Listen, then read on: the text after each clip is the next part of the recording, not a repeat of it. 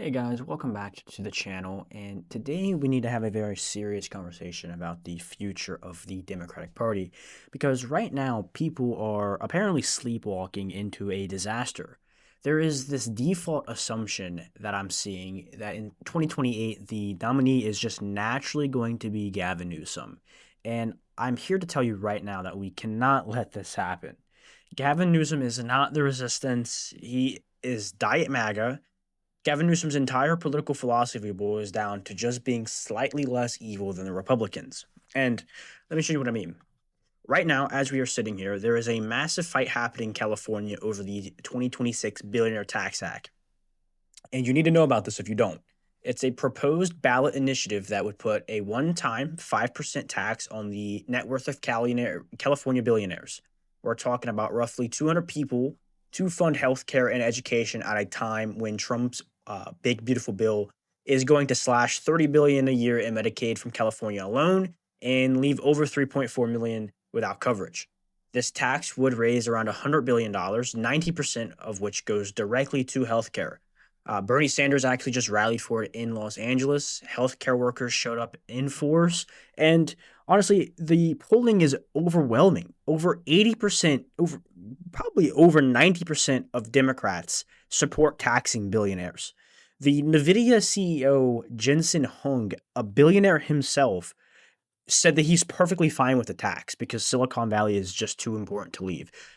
But what is Gavin Newsom doing? He's actively fighting to kill it. He told the New York Times, quote, "This will be defeated. There's no question in my mind." He went on stage and called it a really damaging and bad economics. He is personally leading the opposition to the tax on the 200 billionaires that would fund health care for millions of struggling Californians in the middle of a Medicaid crisis that he could fix. And why is he doing this, you may ask? Well, let's think about who Gavin Newsom is trying to impress. He clearly wants to be the president. And the road to the presidency, especially in the post Trump era, runs straight through Silicon Valley money. A year ago, Newsom literally mailed 100 CEOs a prepaid burner cell phone with his number in it with a handwritten note that said, if you ever need anything, I'm a phone call away. And I'm not making that up. He sent a prepaid phone to them, to 100 CEOs. Look at this article. He dead ass cucked himself out and told them, "Oh, I work for you. Don't even worry about it." And and now he's out here blocking a billionaire tax while simultaneously slashing Medicaid, Medi-Cal, and food assistance for the 7 million Californians living below the poverty line to balance the budget. It's insane. It's insane. You want to know who Gavin Newsom works for? There it is. We know the answer. He works for the 1%. He works for the corporate donors. He works for the billionaire class. And the reason why that is unacceptable today is that the Democratic base is finally waking up. And MAGA is wrong when they blame, trans people and immigrants for all of their problems. These people are in the same boat as us. The real cause of your problem, it's the billionaires. It's the 1%. It's the fascists. It's the warmongers. But MAGA is a protection racket for billionaires, fascists, and warmongers. And here is Gavin Newsom. In the defining political characteristic of our era, he's basically saying, nah, I'm with the billionaires. I'm going to be a traitor to you and I'm going to protect them. Fuck off. And Democratic voters don't want that. Look at the polls. Over 80% of us say we need to raise taxes on billionaires. So who is he trying to fool? And now look, I want to be honest with you. Gavin Newsom has done good things. I will give him his dues.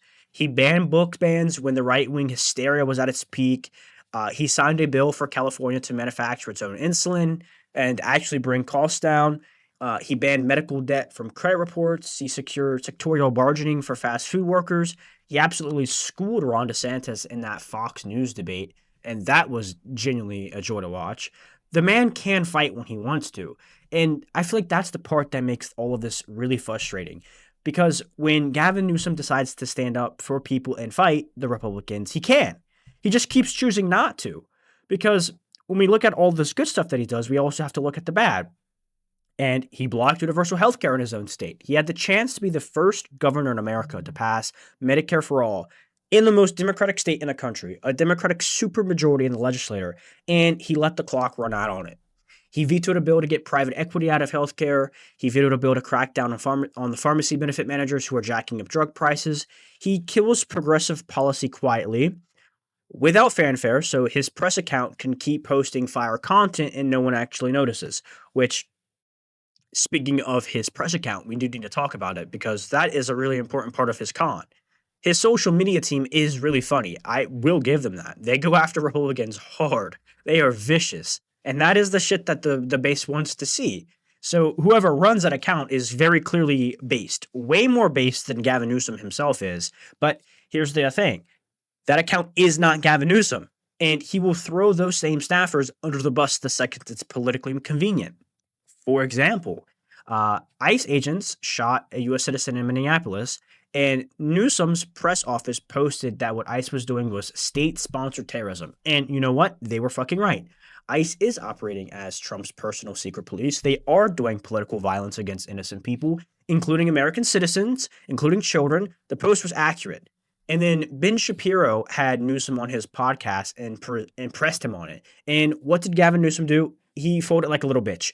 He cucked to Ben Shapiro and said, quote, "Our ICE officers are not terrorists. A tragic situation is not state-sponsored terrorism." He threw his own press team under the bus to get Ben Shapiro's approval. He couldn't hold that position for a month before immediately being a little bitch and backtracking on it. And then on the same podcast, he bragged that California has cooperated with ICE transfers more than any other state in the country. Wow. Fucking great job, dude. You're really showing us. You're really sticking it to the man.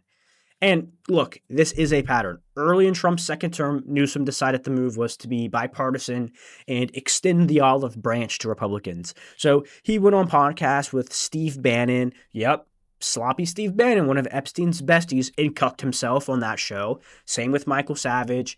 Same with Charlie Kirk when Charlie Kirk was still alive. And each time he cucked himself like a little bitch. Speaking of the Charlie Kirk one, he even bragged on that episode about how much his son loved watching Charlie Kirk. Like, okay, bro, like nice, like what the fuck? And every single time he sat down with these people, they wiped the floor with him, and it's not because he's dumb. Again, he can fight. We've seen it, but because he kept going soft on purpose. He thought that's what voters wanted. They wanted him to see. They wanted the bipartisanship. That's what he thought they wanted. He thought to himself, "Oh, everybody wants us to be more bipartisan, negotiate more, be diplomatic." So he reached out to the right and kept letting them smack him around on his own show. You can go watch all of these podcasts. You can make your own decision, but it's very clear he goes off on them on purpose. But it turned out voters wanted someone to actually throw a punch. So that is when he unleashed the press account instead. But he's full of shit. Again, the press account is not him. On his actual policy, he is much more centrist than he wants to appear. That's who this guy is.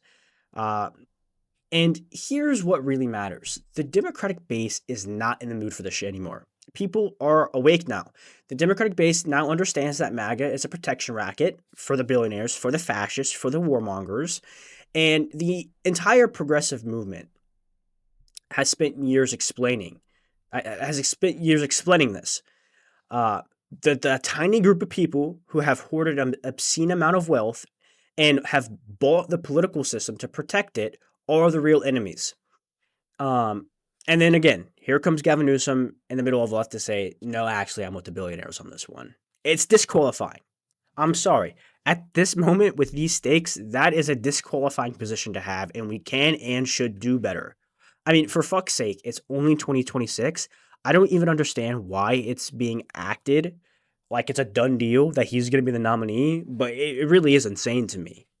Now, I do think Gavin Newsom, do I think Gavin Newsom will be as bad as whatever authoritarian the GOP will run in 2028? No, obviously not. And if it came down to it, if voters do choose him in a fair primary, I will hold my nose and vote for him because, that's what you got to do. But again, we are years away from 2028. We have time, and the base is fired up and motivated. They want a fighter who actually believes in what they say. And that guy is very clearly not Gavin Newsom, and it shouldn't be Gavin Newsom. We've been here before. In the 1930s, when everything was falling apart and people were desperate. FDR showed up. He said the quiet part out loud that the economic royalists have captured the government and we're taking it back. And he taxed the fuck out of the wealthy. He built programs that lasted nearly a century. He understood the assignment of that moment. That is what this moment calls for again. We need a transfigurative figure. We need somebody who's going to actually fight the billionaire class. So we can do better than Gavin Newsom, and we can do better than Kamala Harris. I know we can. But that is all I have for today. Peace.